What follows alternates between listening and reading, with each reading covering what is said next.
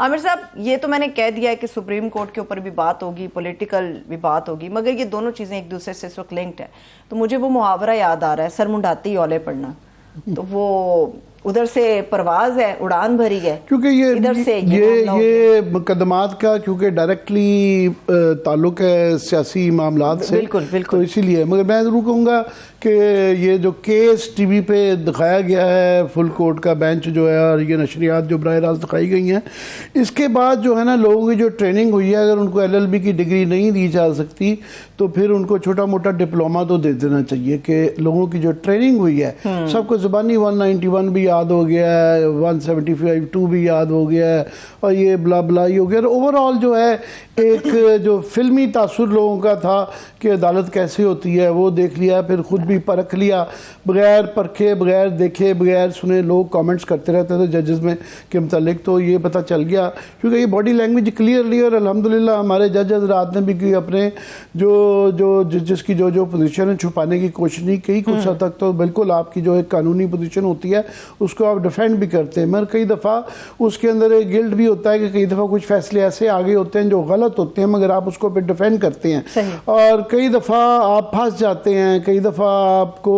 اچھا جج تو وہی ہونا چاہیے آئیڈلی کہ جو کہ فلیکسیبل ہو. غلطیاں ہوتی ہیں، درستگی بھی ہوتی رہتی ہے، حالات بھی بدلتے رہتے ہیں، اور یہ ایک ایوالونگ چیز ہوتی ہے، یہ ارتقائی عمل ہوتا ہے. قانون حالات کے مطابق تشریحیں بدلتی رہتی ہیں اور بدلنی بھی چاہیے، اس میں کوئی برائی نہیں، مگر ایک کنسسٹنسی ہونی چاہیے اور نیت ٹھیک ہونی چاہیے. اب کافی سارے اس طرح کے جو لوگوں نے مفروضے بنا لیے تھے آج کے فیصلے سے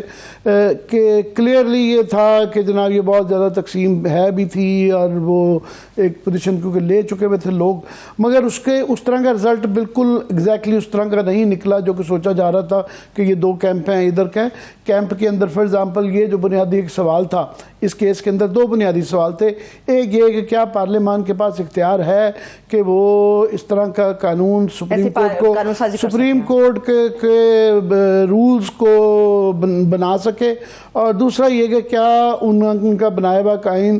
آئین کے متصادم ہے یا نہیں. تو میں سمجھتا ہوں ملا جلا فیصلہ آیا. فار ایگزامپل جو دونوں چیزیں ہوئی ہیں، ایک جو ہے اس کے اندر انہوں نے جو قانون کے اندر یہ چیز تھی ریٹروسپیکٹو کہ یہ 1 مہینے کی جو انہوں نے سنسیٹ کلاز ڈالی تھی کہ 1 مہینے تک جو ہے نا تمام پرانے ماضی کے 184 3 ایئرز خود نوٹس جو ہوئے ہیں ان کو آپ دوبارہ لا کے وہ کر سکتے ہیں. تو انہوں نے وہ اس طرح ریٹروسپیکٹ نہیں کی، انہوں نے اس کو پروسپیکٹیو یعنی کہ جب سے قانون بنا ہے. ہاں اتنا ریٹروسپیکٹیو ضرور ہے کہ کم از کم میں نے یہی تشریح کی ہے، ابھی ہمارے قانونی ماہرین آ جائیں گے ان سے بھی کنفرم کر لیں گے کہ اپریل سے جب سے یہ قانون بنا ہے تو یہ ہوگا. تو اس کا جو ایک سیاسی پہلو یہ تھا کہ ریٹروسپیکٹیو میں یہ لوگوں کی یہ نون لیگ کی خاص طور پہ یہ آس تھی کہ نواز شریف صاحب کا جو آج خود نوٹس ہے جس کے اندر ان کی نااہلی ہوئی بھی آج خود نوٹس کے سلسلے میں کیونکہ پینما کا کیس کھلا تھا، تو وہ ایک کیا جا رہا تھا کہ شاید ان کو اپیل کا ایک حق اس کے اندر مل جائے. ریویو ان کا ویسے پہلے ہی ختم ہو چکا ہوا ہے، تو یہ اپیل کا حق ملے تو وہ ریٹروسپیکٹیو ایک تو وہ نہیں رہا، ویسے بھی ریویو ان کا پہلے ہی ضائع ہو چکا ہوا ہے. مگر یہ ہے کہ ابھی ایک اور جو حال ہی میں فیصلہ آیا ہے آئینی جو نیب کی ترامیم کے متعلق جو جاتے ہوئے چیف جسٹس عطا بندیال صاحب ایک فیصلہ کر کے گئے ہوئے ہیں، تو وہ کیونکہ اس قانون کے آنے کے بعد ہوا ہے اور وہ 184(3) کے تحت ہوا ہے، تو اس کے اندر اب یہ اپیل آ گئی ہے کہ اس کو اپیل کی جا سکتی ہے. مگر یہ کیونکہ ڈائریکٹلی لنک جو سیاسی اس کے قانونی پہلوؤں پہ بھی آتے ہیں، مگر سیاست بھی کر لیں گے کہ ساتھ میں کیونکہ نواز شریف صاحب وہاں سے ابھی بتایا جا رہا ہے کہ لندن سے سعودی عربیہ کے لیے روانہ ہو گئے ہیں، وہاں سے دبئی جائیں گے، دبئی سے یہاں آئیں گے. وہاں یہ تصویریں دیکھ رہے ہیں، ایک دو اگین جو یہ تاثر مل رہا ہے کہ ان کو ان کی پذیرائی ہو رہی ہے. پہلے یہ باتیں ہوئیں کہ جناب ان کو پتہ نہیں گراؤنڈز نہیں سمجھ آئی کہ ان کو وہ بیل مل جائے گی، ان کو ضمانت جو ہے نا وہ مل جائے گی، پروٹیکٹیو بیل مل جائے گی. مگر اس کے اندر ایک جو سیاست کے ساتھ ایک ملا ہوا پوائنٹ ایک نیا اٹھا ہے کہ کیا اس مقدمے کے آج کے فیصلے سے ان کو کوئی ریلیف ملا ہے یا نہیں ملا کہ یہ نااہلی والا. تو سلمان اکرم راجہ صاحب نے ایک 2-3 پروگرامز کے اندر یہ ایک پوائنٹ ریز کیا ہے کہ ان کی نااہلی تو اس کے ذریعے ختم نہیں ہوتی، کہ نااہلی تبھی ختم ہو پائے گی جب سپریم کورٹ دوبارہ جو ہے اسی فیصلے کو 7 ممبر کا بینچ تھا تو لارجر بینچ 9 ممبر کے بینچ کے 62(1)(f) کے تحت جو کہ فیصلہ ہوا، جو کہ بڑا کنٹروورشل فیصلہ ہے کہ تاحیات نااہلی کا جب تک وہ اس کو ریورس نہیں کرے گی تو ریورس نہیں ہو سکتا. مگر کیونکہ اس دوران میں جاتے ہوئے یہ جو حکومت تھی پی ڈی ایم کی، یہ الیکشن کے ایکٹ کے اندر ترمیم کر گئے ہوئے ہیں جس کے اندر یہ تاحیات نااہلی کو وہ ختم کر دیا ہوا ہے. 5 سال پہ آگے ہو گئی. اس کے اندر یہ بحث تھی کہ آیا یہ آئین کی ایک ترمیم کو کیا یہ قانون کر سکتا ہے. تو سلمان اکمل راجہ صاحب نے ایک آج انہوں نے ایک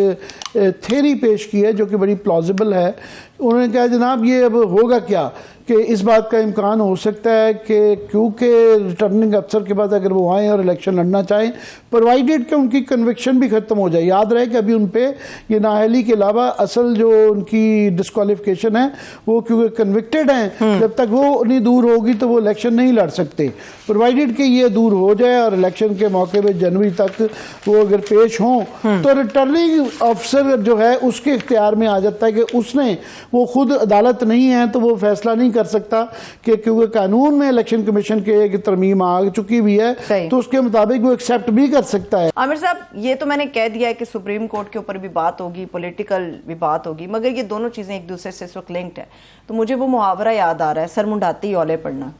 تو وہ ادھر سے پرواز ہے، اڑان بھری ہے، کیونکہ یہ مقدمات کا کیونکہ ڈائریکٹلی تعلق ہے سیاسی معاملات سے،